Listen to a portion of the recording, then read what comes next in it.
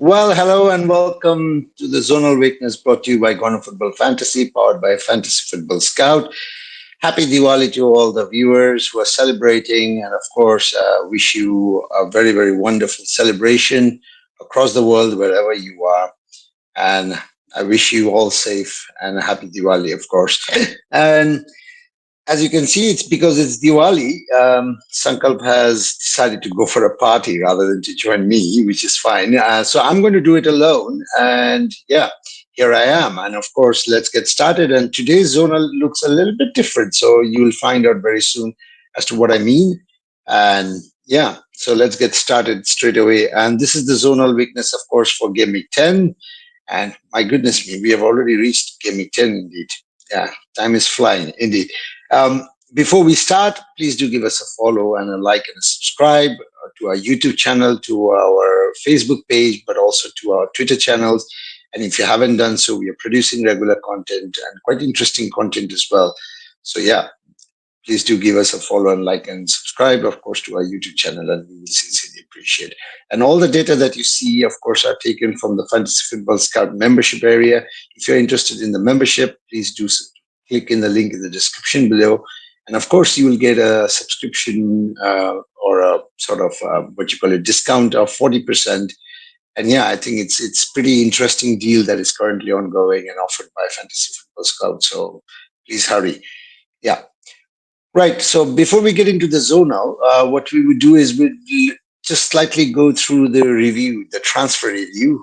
Back in Game Week 6, during the Wildcard Game Week, we had actually suggested these four players, Saka, Havertz, Mbomo, and Semenyo. And as you can likely see, I mean, uh, Saka has actually scored 9.33 points per match, whereas Havertz have not actually done bad either and ended up scoring 4.5 points per match. Mbomo, of course, we all know how good he is, and he's still currently a hot property. And he has scored over the last 4 weeks points per match of 8.5, which is pretty interesting. I think the only disappointment, and I think most managers were quite aware that Semenyo was only a pick for 2 game week against Southampton and Leicester. Against Southampton, he did manage to score, but against Leicester, he failed. But again, after that, the fixture had turned for Bournemouth, so eventually Semenyo had failed to deliver, of course, and it's just the 3 points per match that he has scored. But nonetheless, I think the out of the four transfer suggestions that we had made, I think three of them have done extremely well. All three of them continue to remain as a top priority, and I think there are still interesting picks moving forward. So, yeah, quite glad with that. I mean, quite happy and glad with that, of course. Yeah. So here is the table, and I think audience would carefully look at it. You would find the table pretty interesting because we don't have any big teams in the first slide this week. Yeah, and that's because their zonal does not particularly look very interesting. Whereas when you look at the bottom half of the table, on the points table in the Premier League, you would see that these are the teams that are kind of are at the bottom or are kind of in the middle. And these are the teams that are actually playing against one another. And their zonal looks to be pretty interesting. So let's get started straight away. And of course, the most in demand Wolves forward right now, and most talked about, of course, and obviously for the right reasons, it's Cunha who's playing. Of course, Wolves are facing Crystal Palace. And as you can see, Crystal Palace have actually considered 19 chances, headed chances, and they are ranked fifth. So I think that makes it pretty interesting. But also down the center, they have considered 22 chances, Crystal Palace, and are ranked sixth as well. So in this case, this is where the position where Cunha and Larson are likely to occupy. So I think that is going to be pretty interesting as well. If you can see, most of the fantasy managers have actually taken up what you call it, picked Ait Nouri. And I think Ait Nouri, despite the 4 yellow card, is playing as a winger. And as you can see that, Crystal Palace have actually considered 25 chances down the right flank and are ranked seventh. So this is where, again, Aitnouri could return. Now, moving on to the next fixture, of course, where you see Brentford playing against what you call it, Fulham. And here, the man of the moment, and currently another hot property and transfer suggestions, of course, it's Raul Jimenez. And as you can see, Brentford have actually considered 31 chances down the center and are ranked second. This is where Jimenez and Smith Rowe are likely to play, occupying the very center position. And yeah, so they could be among the scorers in the goals as well. Not far away, of course, IOB has been a sort of like a very differential shout by some of the Twitter managers, at least the ones I interact with, and I know they have actually made quite a number of shout outs about IOB. And this gets quite interesting because Brentford down the right flank has actually conceded 26 chances and are ranked third. This is where IOB and Robinson are likely to play and could do very well this week. And of course, on the left flank, you can see that Brentford have actually considered 24 chances and are ranked fifth. And of course, I wouldn't be surprised again if Traore, with his shooting boots on, would be amongst the goal scorer if he have worse. Yeah, just that, a message of caution there. If he has his shooting boots on, then yeah, probably Traore would be among the scorers as well. Those who are transferring Wissa shouldn't be disappointed either. I know the zonal and the left and the center does not really look appealing, but if you look at the headed considered, this is where Fulham have actually considered 23 chances and are ranked the worst among all 20 teams. So Wissa could actually likely capitalize on the set pieces. So that's something to look out for. So yeah, that looks pretty interesting. In terms of the West Ham and Nottingham Forest, as you can see, the man who has surprised many of the FPL managers, and of course, we all know that people are still saying that probably many have missed the boat of Wood, but I don't think so. It's too late either to still get Wood into your team because, as you can see, West Ham actually considered 23 chances down the center and are ranked fifth. This is where Wood is going to play, and of course, most likely again he's going to continue his goal scoring streak. Now, West Ham, on the other hand, are also the West Ham assets are also looking pretty bright. Particularly if you look at the Nottingham Forest, have actually considered 26 chances down the right. This is where Somerville, who scored against Manchester United the last time, is likely to play and are ranked fifth. And of course, Bowen, who has continued to go under the radar, being ignored by the managers, from good form, and of course still remains a differential. Where this is where Nottingham Forest have actually considered 26 chances and are ranked fourth. So Bowen could again be among the goal scorers as well. Now, interesting, and this is where the table gets a little bit interesting because particularly I know a lot of managers are very well frustrated with Dominic Calvert-Lewin, but I think this could be the week when people are actually selling him that Dominic Calvert-Lewin is likely to get back to his goal scoring streak as well. So he could be among the ones who score goals. This is likely because Southampton actually considered 32 chances down the center and are ranked the worst side when it comes to the central position or the central zone. McNeil owners should not be disappointed either. I think I'm quite hopeful about McNeil this game week because of the zonal. On the other hand, if you see Southampton are actually considered 36 chances down the left and are ranked, again, the worst.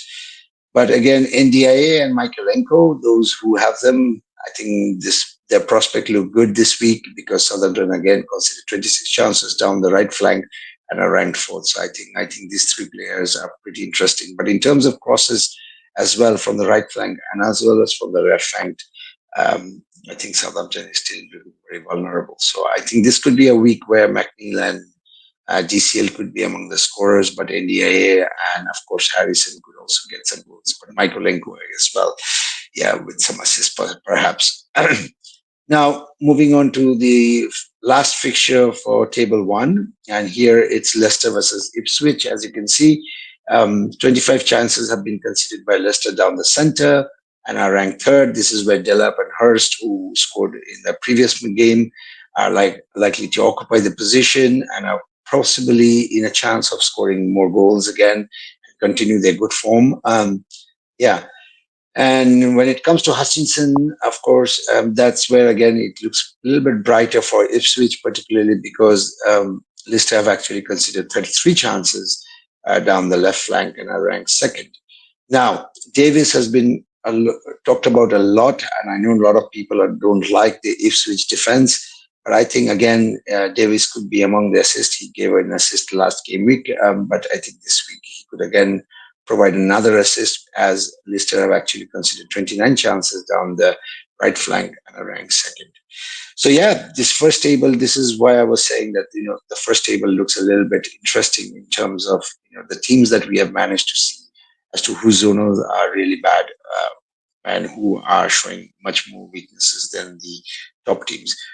Now let's have a look at the main major teams, of course. And as you can see, Liverpool will be facing Brighton.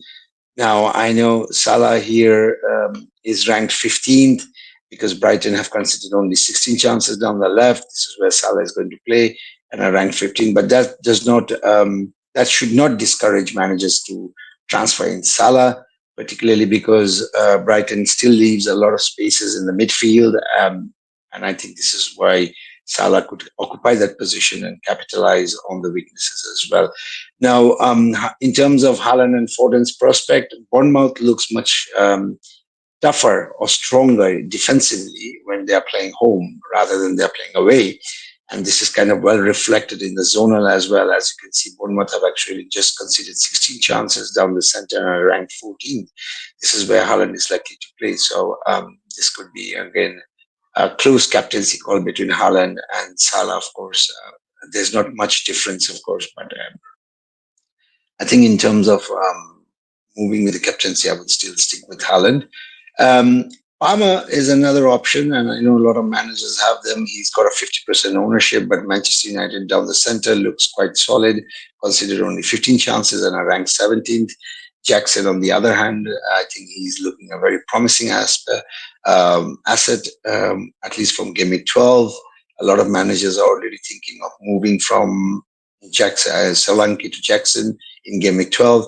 So I think that's where. But looking at this fixture, I think more than Jackson, I would rather count on Palmer, and I think Palmer, Haaland, and Salah, all three of them have their very high potential of double digits, as you have seen in our tweet.